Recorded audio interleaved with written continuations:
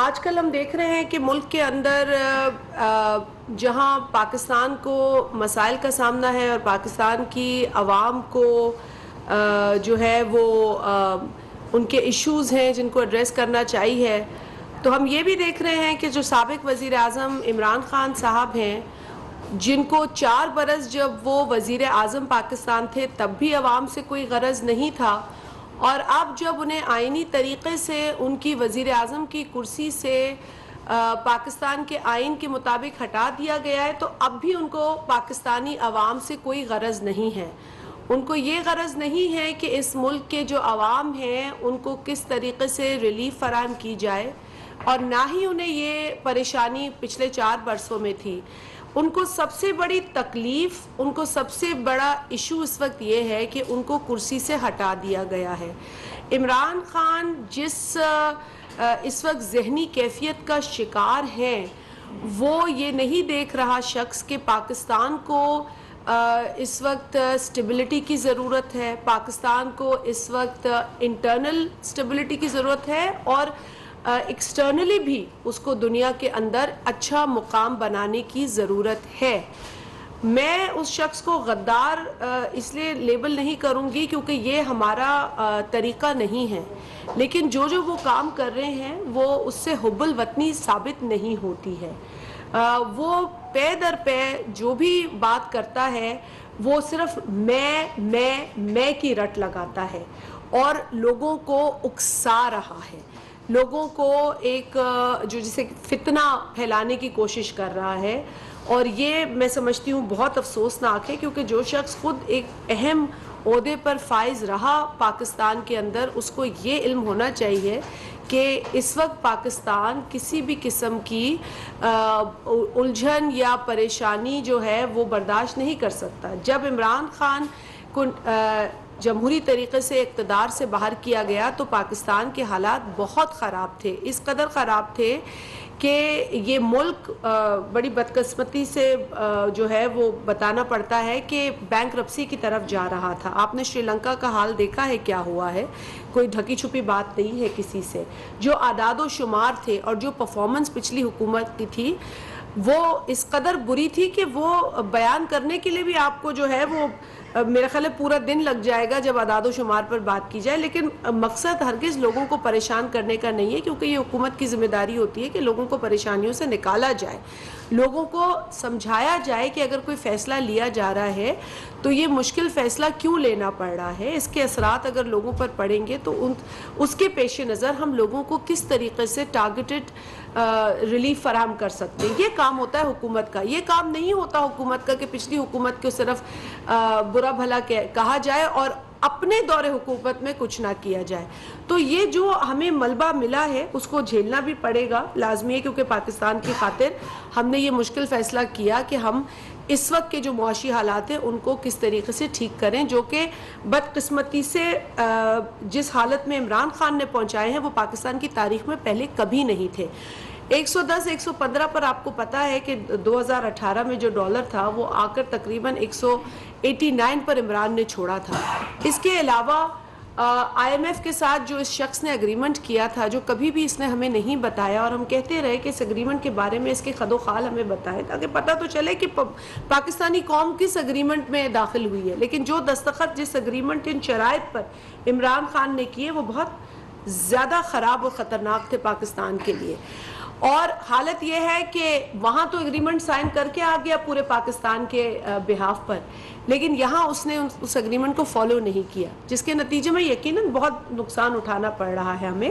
اور آپ نے دیکھا ہے کہ جو فائنانس منسٹر مفتاح اسماعیل صاحب ہیں، انہوں نے باوجود کرٹیسزم کے انہوں نے کوشش یہی کی ہے کہ جی میں وہی کام کروں جس کے ذریعے جو معیشت ہے وہ بہتر ٹریک پہ آ سکے۔ اس میں ان کو کرٹیسزم بھی برداشت کرنا پڑتا ہے، لیکن وہ لوگوں کو اعتماد میں لے کر میڈیا کے توسط سے پارلیمنٹ کے اندر، کیبنٹ کے اندر وہ اپنا کام کر رہے ہیں۔ بالکل مشکل فیصلے لینے پڑے ہیں اس حکومت کو، اور وہ لینے اس لیے بھی پڑے ہیں کیونکہ 4 برسوں میں کوئی فیصلہ نہیں لیا گیا جس سے کہ معیشت سٹیبلائز ہو سکے۔ لفاظی بہت کی گئی ہے، اب بھی لفاظی کی جا رہی ہے۔ 4 برسوں کا اپنا اقتدار اس کا کوئی حساب کتاب عمران نہیں دے رہا. وہ صرف جب وہ اقتدار میں تھا تب بھی وہ کہتا تھا کہ پچھلی حکومتیں چور تھی، ڈاکو تھی. اب وہ اقتدار سے باہر ہے تب وہ کہہ رہا ہے یہ حکومت چور ہے. ارے بھائی تم اپنے 4 برسوں کا حساب دو. میں آپ کے توسط سے آج عمران خان سے یہ سوال کرتی ہوں کہ پچھلے 4 برسوں میں تم نے بطور وزیر اعظم پاکستان کے لیے، پاکستان کی عوام کے لیے، پاکستان کے جو ایک پرسیپشن دنیا میں ہے اس کے لیے کیا کیا؟ اس شخص کو یہ بتانا چاہیے. اس شخص کو یہ بتانا چاہیے کہ اس کی گورنمنٹ سے منسلک جو اتنے سکینڈل سامنے آئے ہیں، جن کو شاید یہ حکومت اتنا اجاگر کر بھی نہیں رہی کیونکہ یہ اپنے کام پہ فوکس کر رہی ہے، یہ شخص یہ بتائے کہ ان سکینڈلز کے حوالے سے یہ کیا کہتا ہے. اس نے ڈیڈیکیٹڈ پریس کانفرنس ایک فرح نامی خاتون کے لیے کر دی. کیا یہ شیوا دیتا ہے سابق وزیر اعظم کو کہ وہ ایک انڈیویجول کے لیے اور اس کی دفاع کے لیے ایک پریس کانفرنس کرے؟ ہرگز نہیں. وزیر اعظم کی پوزیشن پہ فائز شخص کو تو یہ چاہیے کہ وہ آ کر بتائے کہ ہر شعبے میں اس کے دور حکومت میں کیا کام ہوا. وہ تو وزیر اعظم ہاؤس کو یونیورسٹی میں تبدیل کرنا چاہ رہا تھا. وہ تو کہتا تھا کہ فلانے ملک کا شخص جو ہے وہ سائیکل پہ پارلیمنٹ جاتا ہے اور اس کو ہیلی کاپٹر سے اترنا گوارا نہیں ہوا پچھلے 4 برسوں میں. اور آج اس نے رٹ لگائی ہوئی ہے کہ اگر میں وزیر اعظم ہوں تو خیر ہے، پاکستان کا سسٹم چل سکتا ہے، ورنہ پاکستان میں مارشل لا آ جانی چاہیے. یہ انقلاب ہے اس شخص کا، یہ ریولوشنری تھنکنگ ہے اس کی، جو کرسی سے چپک کے بیٹھنا چاہ رہا ہے. پنجاب کے اندر جہاں 11 کروڑ عوام بستی ہے، جس طریقے کا وزیر اعلیٰ اس شخص نے دیا وہ آپ سب کے سامنے. ہم تو 4 برسوں سے یہ کہتے رہے کہ پنجاب کے ساتھ یہ زیادتی ہو رہی ہے، لیکن جب وہاں چینج آتا ہے تو یہ شخص وہاں سازش کرنا شروع کر دیتا ہے. اس سازش کے نتیجے میں عدالتیں اسے کہتی ہیں کہ یہ تمہاری سازش ناکام ہے، تم جاؤ اس کو صحیح طریقے سے ہینڈل کرو، اور تب وہ یہ ڈھنڈورا پیٹتا ہے. تو میں آپ کے توسط سے صرف یہ کہوں گی کہ پاکستان متحمل نہیں ہے اس طرح کے انتشار کا. پاکستان کو اس وقت بہت ساری چیزوں کا سامنا ہے اور ہمیں چاہیے کہ ہم اگر کوئی لیڈرشپ ہے عمران خان کی شکل میں تو پھر اس کو چاہیے کہ وہ اگر تنقید بھی کرنا چاہتا ہے تو وہ تنقید ایکیڈیمکلی کرے. جب وہ حکومت میں تھا تب بھی وہ اس طرح کی بیان بازیاں کرتا تھا، چلاتا تھا، چیختا تھا. اب وہ حکومت سے باہر ہے تب بھی وہ چیخم چلا جاری ہے، لیکن صرف اس لیے کیونکہ اس کو اقتدار کا غم ستا رہا ہے، اس کو اقتدار میں آنا ہے. وہ اداروں سے رجوع کر رہا ہے کہ مجھے اقتدار میں لاؤ ورنہ تم برے ہو، اور نیوٹرل کا انہیں تانا دیا جا رہا ہے. جب وہ کانسٹیٹیوشنل رول ادا کر رہے ہیں تو ان کو کنٹروورشل رول کرنے پر وہ اکسا رہا ہے، ان کو کنٹروورسیز میں دھکیلنا چاہتا ہے. وہ جب اقتدار میں نہیں تھا، آپ کو یاد ہے جب دھرنے کی وہ کر رہا تھا تمام تر کوشش، تو تب بھی وہ امپائر کی انگلی کی بات کرتا تھا. حکومت میں آ کر تو وہ کہتا تھا کہ یہ فلانے ادارے کا جو ہیڈ ہے وہ بیسٹ ہے، لیکن جب وہ حکومت ختم ہو گئی تو ادارے کے ہیڈز بھی برے ہو گئے، ادارے بھی نیوٹرل ہو کے گنہگار ہو گئے. اب وہ ان کو اسی گناہ کو کرنے کی جو ہے وہ اس پر سازش کر رہا ہے یا اس کو اکسا رہا ہے کہ تم وہ گناہ کرو دوبارہ سے جس کے لیے جو تمہیں نہیں کرنا. آئین کے مطابق ادارے کو جو کام نہیں کرنا وہ ادارے کو وہ کام کرنے پر مجبور کر رہا ہے، ان کو اس پر ضد کر رہا ہے. تو ایک ضدی شخص بنا ہوا ہے اس وقت عمران خان. بہرحال ہمیں بڑا افسوس ہوتا ہے جب یہ تمام چیزیں ہو رہی ہوتی ہیں اس ملک میں، جہاں اس ملک کو بہت ساری اور کام کرنے، اس حکومت کو بہت سارے اور کام کرنے. میں نے جس طریقے سے کہا کہ بڑے مشکل ترین حالات میں موجودہ حکومت کو اس ملک کی باغ دوڑ سنبھالنی پڑ رہی ہے، اور پرائم منسٹر شہباز شریف صاحب جو ہیں وہ جب سے حکومت ملی ہے وہ یہی کوشش کر رہے ہیں کہ جتنا ہو سکے پچھلا گند سمیٹیں اور آگے کی جو ملک کی سمت ہے اس کو ٹھیک کریں. اور اسی سلسلے میں آپ دیکھ رہے ہیں کہ کابینہ کی میٹنگز بھی جو ہے وہ متواتر ہو رہی ہے. اس کے علاوہ بھی بہت ساری وہ میٹنگز بھی لے رہے ہیں اور وزٹس بھی کر رہے ہیں، اور ان کی یہی کوشش ہے کہ ملک کو صحیح سمت میں آگے لے کر جایا جائے، جو کہ پچھلے 4 برسوں میں نہیں ہوا. جو سمت تھی وہ بھی ختم ہو گئی اور بہت زیادہ کنفیوژن پیدا ہو گئی. میں اس وقت کیونکہ پاورٹی ایلیویشن اور سوشل سیفٹی کے حوالے سے بھی آپ سے ملاقات پہلے بھی ہوئی ہے، لیکن بجٹ کے بعد ضروری ہے کہ آپ کے ساتھ اس گفتگو کو جاری رکھوں. مجھے یہ بتاتے ہوئے بہت خوشی ہوتی ہے کہ موجودہ حکومت نے جو ملک کے حالات ہیں ان کے پیش نظر پاورٹی ایلیویشن اور سوشل سیفٹی کی جو منسٹری ہے اس کے لیے جو بجٹ ایلوکیشن ہے اس میں اضافہ کیا ہے، اور اس وقت جو اضافہ ہے وہ تقریباً 43% ہوا ہے اس منسٹری کی، اور اس منسٹری کی جو ٹوٹل ایلوکیشن ہے وہ 372.32 بلین ہے. یہ میں آپ کو ابھی کی ایلوکیشن بتا رہی ہوں جو کہ 43.2% زیادہ ہے پچھلی ایلوکیشن سے. 372.32 بلین 372.32 ارب جو کہ 43.2% زیادہ ہے پچھلے بجٹ سے. اس بجٹ کے اندر جو خاص آپ لوگوں کے لیے میں سمجھتی ہوں کہ امپورٹنٹ نقطہ ہے، کیونکہ Benazir income support program most successful program ہے سوشل پروٹیکشن کا پاکستان کے اندر، اور بلکہ ایشیا میں یہ سب سے مضبوط اور کامیاب پروگرام ہے سوشل پروٹیکشن کا. اس کے لیے جی جو بجٹ ایلوکیشن ہے وہ 45.6% 45.6% بڑھائی گئی ہے، اور اب یہ ایلوکیشن 364 بلین ہے بے نظیر انکم سپورٹ پروگرام کی. اسی طرح بیت المال میں بھی اضافہ کیا گیا اور اب 6 ارب بیت المال کا بجٹ ہے. آپ جانتے ہیں کہ 8 ملین لوگ اس وقت بے نظیر انکم سپورٹ پروگرام کی مدد لے رہے ہیں، اور یہ 8 ملین وہ گھرانے ہیں جو غریب ترین گھرانے ہیں. ہمارا اس بجٹ کے اندر یہ ٹارگٹ ہوگا کہ ہم 9 ملین کا نمبر ٹچ کریں، یعنی کہ 90 لاکھ، اور اگلے برس ہم چاہیں گے کہ یہ فگر 10 ملین ہو جائے. تو ہم اسی طرف اب بڑھ رہے ہیں، اور یہی ہماری بجٹ ایلوکیشنز جو ہیں فوکس ہمارا اسی جانب ہے. اس کے علاوہ میں بتاؤں کہ بے نظیر انکم سپورٹ پروگرام کے اندر جو بے نظیر تعلیمی وظائف کا پروگرام ہے اس میں چونکہ 5 ملین بچے جو ہیں اس پروگرام کا حصہ ویسے ہی تھے، لیکن اس برس جو فائنینشیل ایئر کی ایلوکیشن کی گئی ہے اس میں 3 ملین اضافی بچے شامل کیے جائیں گے، اور یہ ایلوکیشن بھی جو ہے وہ 20 ارب سے بڑھ کر تقریباً 36 ارب ہو گئی ہے.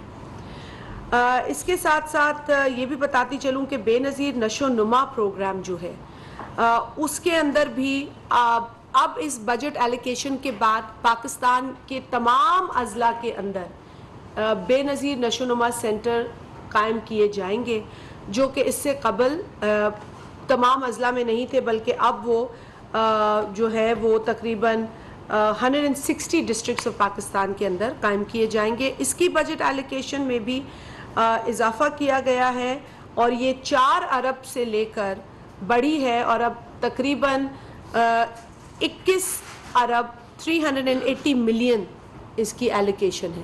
4 بلین سے 21 بلین 380 ملین اس کی ایلوکیشن ہو گئی ہے. تو اس میں آپ اضافہ دیکھ لیں کہ کتنا ہوا ہے. تو اب یہ ہر ڈسٹرکٹ میں ہوگا یہ پروگرام ہمارا. اور اس کے ساتھ ساتھ بے نظیر انڈر گریڈ اسکالرشپ پروگرام ہے. اس کے اندر بھی تقریباً 92,000 اسٹوڈنٹس اس وقت مدد حاصل کر رہے ہیں بے نظیر انکم سپورٹ پروگرام کے اس کمپوننٹ سے، اور اس میں 10,000 ایڈیشنل اسٹوڈنٹس جو ہیں وہ ایڈ کیے جائیں گے. ایلوکیشن میں بھی اضافہ ہوا ہے. اس ایلوکیشن کو 7 بلین سے جو ہے وہ 9 بلین پلس کر دیا گیا ہے. 9 billion 270 million to be precise. ٹھیک ہے جی، تو یہ بنیادی نقطے تھے جو میں چاہ رہی تھی. اب جو اچھا، اس میں ایک اور آپ سے اچھی خبر شیئر کر لوں کہ یہ جو اسکالرشپ کا پروگرام ہے اس کے اندر ہمارا ڈیٹا تو یوز نہیں ہوتا ہے بے نظیر انکم سپورٹ کا، لیکن جو لوگوں کی آمدنی ہے وہ گیج ہوتا ہے. تو یہ جو ہے میرٹ کم نیڈ بیس ہے. تو 40,000 کی 42,000 تک کی انکم بریکٹ ہے جس کو کنسیڈر کیا جاتا تھا. لیکن ہم نے دیکھا ہے کہ اس وقت جو حالات ہیں اس میں یہ ناکافی ہے. اسی لیے بے نظیر انکم سپورٹ پروگرام کا جو بورڈ ہے اس کے سامنے اب یہ پروپوزل لایا جا رہا ہے اور اس کی اپروول جو ہے وہ جلد ہمیں مل جائے گی کہ اس سیلنگ کو بڑھایا جائے.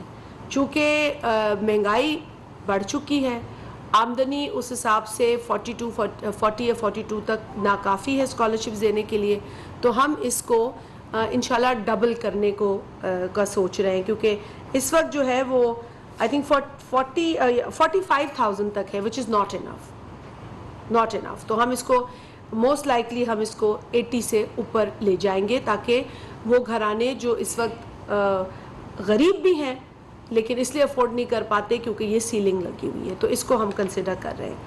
اچھا, اس کے علاوہ آپ کو پتہ ہے کہ چند وزٹس ہوئی ہیں پرائم منسٹر کی بلوچستان, اور بلوچستان میں بہت زیادہ ریلیف فراہم کرنے کی ضرورت ہے. 2 مرتبہ وزیر اعظم صاحب وزٹ کر چکے ہیں اور انہوں نے ایک اناؤنسمنٹ کی بھی ہے کہ 5 لاکھ مزید بے نظیر انکم سپورٹ پروگرام کے بینیفیشریز ایڈ کیے جائیں. اس وقت تقریباً 4 لاکھ کے قریب بینیفیشریز ہیں بلوچستان میں, جو تقریباً ان کی 37% آبادی کو کور کرتے ہیں. لیکن ہماری کوشش یہ ہے کہ اس کو بڑھایا جائے. گو کہ 40% ایلیجبل ہے, لیکن سسٹم کی اندر وہ تمام لوگ رجسٹر نہیں ہوئے, لیکن 40% کی ایلیجبلٹی ہے, اور وہ جو بقایا ہیں 3% 37 میں سے وہ ان ڈیو پروسیس ہو بھی جائیں گے ایڈ, لیکن 40% بھی ناکافی ہیں ہماری نظر میں. اور پرائم منسٹر صاحب کی جو اناؤنسمنٹ ہے وہ بالکل مناسب وقت پر ہے کہ ہم ان کو مزید ایڈ کریں, کیونکہ بلوچستان میں بہت زیادہ ضرورت ہے سوشل پروٹیکشن کی. تو یہ 5 لاکھ اگر مزید ایڈ ہو جائیں گے ان کی جو اناؤنسمنٹ ہے اس کے تحت, اور ہماری جو سمریز موو ہو چکی ہیں اور کیبنٹ کے اپروول کے بعد, تو تقریباً 65 to 70% کا ہم دیکھ رہے ہیں کہ پاپولیشن کور ہو جائے گی, جو کہ اس وقت جو ہے 37 to 40% پہ کھڑی ہے. اس کے ساتھ ساتھ ہم نے ابھی ریسنٹلی جو وزٹ میرا اپنا تھا بلوچستان, اور ہم نے دیکھا وہاں پر سینٹرز کی اشد ضرورت ہے, اور آپ کو پتہ ہے کہ وہاں رقبے کے اعتبار سے بلوچستان سب سے بڑا صوبہ ہے, اور کئی علاقوں میں جو ڈسٹنس ہے وہ بہت زیادہ ہے ایک سینٹر کا دوسرے سینٹر تک, اور کئی جگہ پہ سینٹرز ہے بھی نہیں, جو کہ اشد ضروری ہے بنانا. تو جب تک یہ سینٹرز قائم کیے جائیں تب تک ہم نے ایک اناؤنسمنٹ وہاں کر دی ہے 25 موبائل یونٹس کی, کہ اگر کہیں سینٹر نہیں بھی بنتا تو بلوچستان میں 25 موبائل یونٹس جو ہیں وہ فوری طور پر اس کو انیشیٹ کیا جائے, جو کہ 1 ونڈو موبائل یونٹس ہوں گے جہاں بے نظیر انکم سپورٹ پروگرام کے تمام تر آپریشنز کیے جائیں گے. سو یہ سہولت ہے جو لوگوں کو فراہم کی جائے گی. چند ہفتوں میں انشاءاللہ تعالی یہ چیز شروع ہو جائے گی. ہم اس کو ایکسپیڈائٹ کرانے کی کوشش کریں گے, جتنا جلد ہو سکے یہ ہو جائے تو لوگوں کو اس سے ریلیف ملے گی. میں چاہ رہی تھی کہ یہ جو چیدہ نکات ہیں ہماری منسٹری سے ریلیٹڈ وہ آپ کے ساتھ شیئر کیے جائیں. اور اب باتیں تو بہت ہیں, رجسٹری کے حوالے سے بتاتی چلوں کہ اب ہم لوگ اس ایئر ہم شروع کر رہے ہیں ڈائنامک رجسٹری, اور ڈائنامک رجسٹری جو ہے پاکستان کی ہسٹری میں پہلے نہیں ہوئی ہے. اس کا مقصد یہ ہے کہ جوں غربت میں ہم اضافہ دیکھتے ہیں, ہم یہ نہیں کہہ سکتے کہ سب اچھا ہے, جیسے پچھلی حکومت کہتی تھی کہ معاشی انڈیکیٹرز تو سارے اچھے ہیں. ہمیں اس بات کا ادراک ہے کہ جو ہے وہ انڈیکیٹرز بہتر کرنے کے لیے کچھ اقدامات لینے پڑ رہے ہیں, اور وہ اقدامات ہم نے لیے ہیں. اور جب یہ اقدامات لینے پڑتے ہیں تو پھر یہ مشکل فیصلے ہوتے ہیں جن کا ملبہ لوگوں پر گرتا ہے. جس طریقے سے آپ نے دیکھا کہ پیٹرول کی قیمتوں میں اضافہ کرنا انیویٹیبل تھا, لازم تھا, ہم نے کیا. لیکن اس کے ساتھ ساتھ ہی آپ نے دیکھا کہ 28 بلین کی ایک سبسڈی جو اناؤنس کر دی تھی, اور جو 2000 روپے مزید لوگوں کو بے نظیر انکم سپورٹ پروگرام کے جو بینیفیشریز ہیں ان کو دیے گئے. اور اس کے علاوہ بھی لوگوں کو موقع دیا گیا کہ وہ رجوع کریں ادارے سے 786 پر اپنا شناختی کارڈ نمبر بھیج کے, اور 2000 روپے وہ لیں اس سبسڈی کی مد میں. 48 بلین جو ابھی بجٹ رکھا گیا ہے 364 بلین کا, اس میں 48 بلین ایسی رقم ہے جو اس سبسڈی کی مد میں اسی پیٹرول اور ڈیزل کی قیمتوں میں اضافے کو ہینڈل کرنے کے لیے دی جا رہی ہے. تو یہ ساتھ ساتھ ٹارگیٹڈ ایک کموڈٹی سبسڈی جو ہے اس کو بلڈ کر دیا گیا ہے. اللہ کرے گا انشاءاللہ تعالی ہمارے انڈیکیٹرز واقعی اچھے ہو جائیں گے. جو بگاڑ 4 برس کا ہوا ہے وہ بھی ٹھیک کرنا ہے, اور جو آگے کی دشواری ہے ان کو بھی ہینڈل کرنا ہے. جتنا ہو سکا ہے آئی ایم ایف کے ساتھ جو اگریمنٹ کیا گیا تھا, جس کو ہم زیادہ تو بدل نہیں سکتے تھے, لیکن کم از کم ان کے سامنے سمپیتھیٹکلی اپنی جو لوگوں کے کا کیس ہے وہ رکھ سکتے تھے کہ جی ہمیں کہاں کہاں لوگوں کے لیے ریلیف کی ضرورت ہے. سو یہ چیز ہم نے انشور کی ہے. لیکن میں پھر آ جاؤں کہ انٹروڈکشن آف ڈائنامک رجسٹری جو ہے first time in the history of Pakistan کی جا رہی ہے, اور یہ رجسٹری الاؤ کرے گی updating of information and record changes in socio economic conditions of a household as and when required by a household. So اگر اچانک کوئی شخص جو ہے اس کو غربت کا سامنا, کیونکہ سفید پوش لوگوں کو بہت زیادہ دقت ہو رہی ہے, تو اگر اچانک کسی کے ساتھ یہ پرابلم ہو جاتا ہے due to the economic condition, تو ایسا نہیں ہے کہ یہ ادارہ انہیں ریکگنائز نہیں کرے گا. پہلے ایسا ہوتا تھا کیونکہ اسٹیٹک رجسٹری ہوتی تھی. اب ہم نے ڈائنامک رجسٹری کا آغاز کیا ہے, کرنے جا رہے ہیں, جس سے کہ اگر کسی کی سوشو اکنامک کنڈیشن میں تبدیلی آئی ہے تو وہ اس میں رجسٹر کرا سکیں گے. سو یہ ایک سہولت ان کو مل جائے گی. اب ہم لوگوں نے اپنا جو پیمنٹ میکنزم ہے بے نظیر انکم سپورٹ پروگرام کا, اسے بھی ہم ٹرانسفارم کرنے جا رہے ہیں to a secure, transparent and more accessible biometric verification system. تو اس پر بھی ادارہ جو ہے وہ محنت کر رہا ہے, اس پر ہم کام کر رہے ہیں. اس کے علاوہ آپ جانتے ہیں کہ پاکستان بیت المال جو ہے وہ بھی کئی انیشیٹیوز لیتا ہے جو سوشل پروٹیکشن کے ہیں, جس میں چائلڈ لیبر جو ہے اس کو ایڈریس کرنا. جو بچے ہیں چھوٹی عمر کے ہیں, لیبر میں انوالوڈ ہیں, ان کی پڑھائی نہیں ہو رہی ہے, اس کو کسی نہ کسی طریقے سے کوشش کر کے ان کی ریہیبلیٹیشن ہوتی ہے, ان کو تعلیم دی جاتی ہے.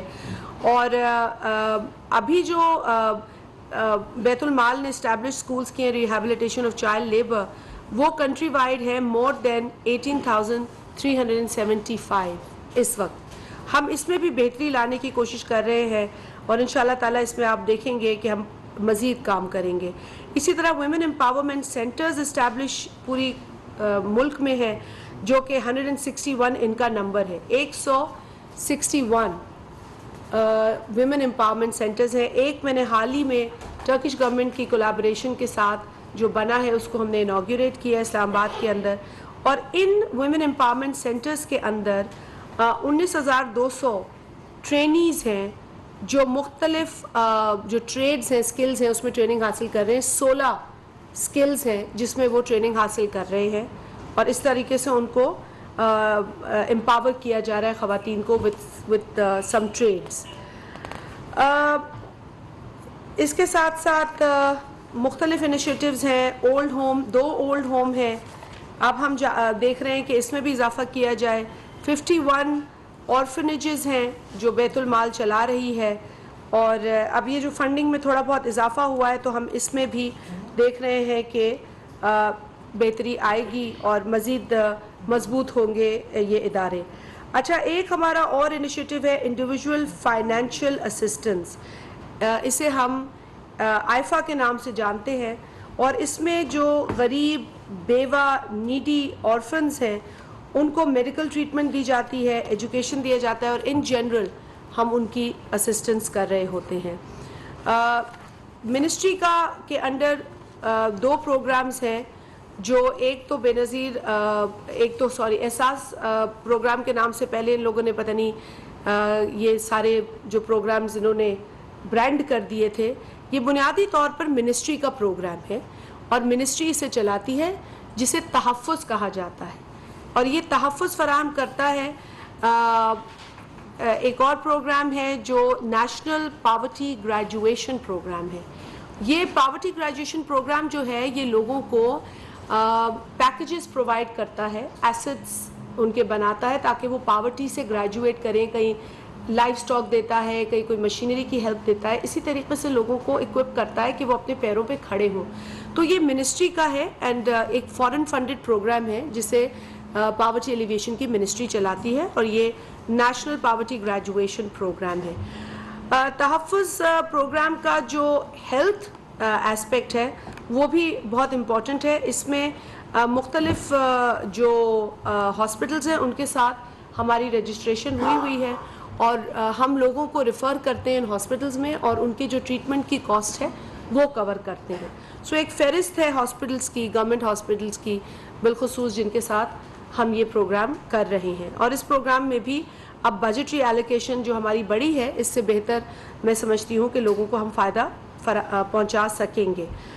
یہ کچھ خد و خال تھے جو میں چاہ رہی تھی کہ آپ کے ساتھ شیئر کروں.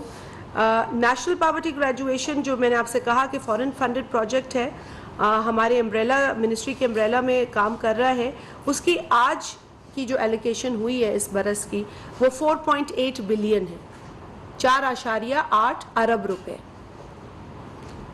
یہ وہ تمام چیزیں تھی جو آپ کے ساتھ اس لیے شیئر کرنی ضروری تھی کیونکہ دیکھیں poverty alleviation and social safety جو ہے بنیادی طور پر وہ اس ملک میں جو غریب طبقہ ہے اس کو سوشل پروٹیکشن پرووائڈ کرنے کے حوالے سے بہت امپورٹنٹ ہے. چاہے ماحولیات کی تبدیلی ہو, چاہے پیٹرول یا ڈیزل کی قیمتوں میں اضافہ ہو, چاہے جو اسینشل کموڈٹی ہے اس کی قیمتوں میں اضافہ ہو, چاہے پانی کی قلت کی وجہ سے لوگ کاشت کاری نہ کر سکیں اور جو ان کے معاشی حالات ہیں وہ خراب ہوں, ان تمام چیزوں کا جو اثر ہے وہ پاپولیشن پر آتا ہے اور لوگوں کی سوشو اکنامک کنڈیشن پر آتا ہے. اور میں سمجھتی ہوں کہ اس وقت ہمارے جو اسائنمنٹ ہے منسٹری کے پاس وہ اس لیے بہت ضروری ہے کیونکہ یہ اثرات جو ہے اکٹھے ہو کر پاپولیشن پر پڑ رہے ہیں اور پاپولیشن کو یہ چیزیں جھیلنی پڑ رہی ہے. ہماری جو 222 ملین کی آبادی ہے اس کو اس تمام چیزوں کے اثرات بھگتنے پڑتے ہیں. تو ہماری یہ کوشش ہے کہ اگر ہمیں یہ ایلوکیشن بڑھا کر دی بھی گئی ہے تو اس میں زیادہ سے زیادہ ہم لوگوں کی مدد کر سکیں اور آپ کے ذریعے جہاں جہاں آپ نشاندہی کریں گے ہم یقیناً لوگوں تک پہنچیں گے کیونکہ ہماری منسٹری کے اندر بلکہ بے نظیر انکم سپورٹ پروگرام کے اندر بالخصوص ایک ایمرجنسی پروگرام بھی ہے جو شاکس جو ہوتے ہیں نا, جو مختلف مسائل اچانک ایمرجنسیز ہو جاتی ہیں, کہیں ڈراؤٹ ہو جاتا ہے, کہیں فلڈ ہو جاتا ہے, تو اس کے لیے بھی ہمارے پاس ان کی مدد کی گنجائش ہے.